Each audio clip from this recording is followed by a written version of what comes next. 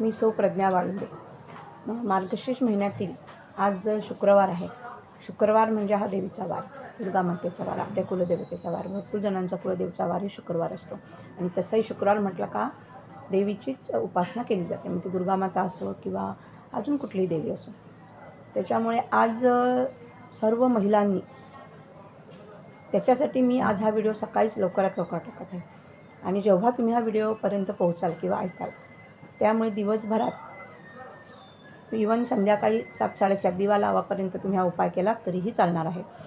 महिलांनी आज एक नारळ घ्यायचा आहे आणि नारळावर 5 कापूर जाळायचे आहेत आणि नारळाची शेंडी देवीकडे करायची. एका तामणामध्ये नारळ ठेवायचा. हा उपाय मी तुम्हाला अगोदरही सांगितला होता, कदाचित कोणी ऐकला असेल नसेल म्हणून परत एकदा सांगत आहे. हा उपाय अत्यंत फलदायी आहे.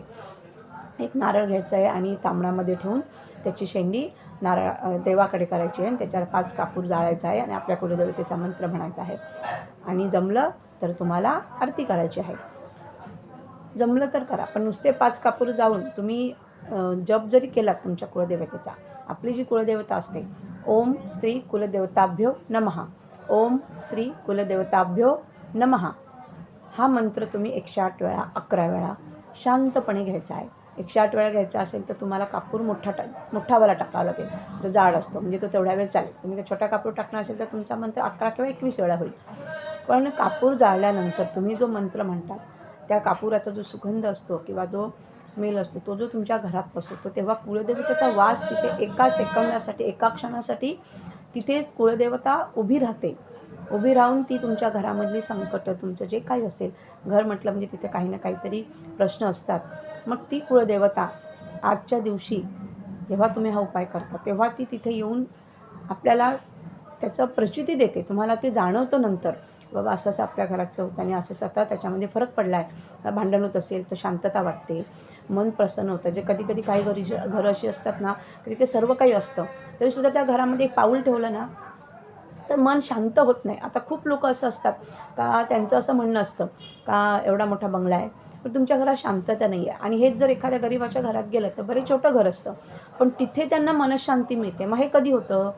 जेव्हा तुमचं कुळदैवत काही आपल्याकडनं चुकून झालेल्या घटना, दोष जे लागले त्यामुळे ते कुळदैवत जर काही नाराज झालं असेल म्हणण्यापेक्षा आपल्या चुकांमुळे जर त्याला काही त्रास झाला असेल तर मग त्याचे व्हायब्रेशन सतत आपल्या घरामध्ये, म्हणजे थोडक्यात काय, एखाद्या वाईट मार्गाने आलेला पैसा किंवा अशा काही असतात छोट्या गोष्टी, तर मला वाटतं तुम्ही न सांगता समजून घ्याव्या. त्यामुळे तो पैसा, मग त्याच्यामुळे त्या घरामध्ये शांतता नसते. एखाद्या गरीबाच्या घरामध्ये तुम्ही चहा पिलात, तो मेहनतीचा असतो, कष्टाचा असतो. त्यामुळे त्याला मला नाही वाटत एक हा उपाय करायची गरज आहे. मला नाही वाटत त्याला 5 कापूर जाळायची गरज आहे. पण जे सर्वसाधारण लोक आयुष्य जगता जे काही त्यांच्या अपेक्षा वाढत असतात आणि मग त्या वाढण्यासाठी काहीतरी चुकीच्या घटना होऊन कुळदेवतेचा दोष आपल्याला लागत असतो. तो दोष कमी करण्यासाठी हा उपाय आहे. म्हणजे तुम्हाला हा उपाय केल्यानंतर आपल्या घरात कळत-नकळत झालेल्या चुकांचे निवारण होऊन कुलस्वामिनी आपल्याला माफ करण्यासाठी तयार होत असते आणि आपले दोष कमी होतात. याची प्रचिती तुम्हाला येणार. तुम्ही सतत करत जा.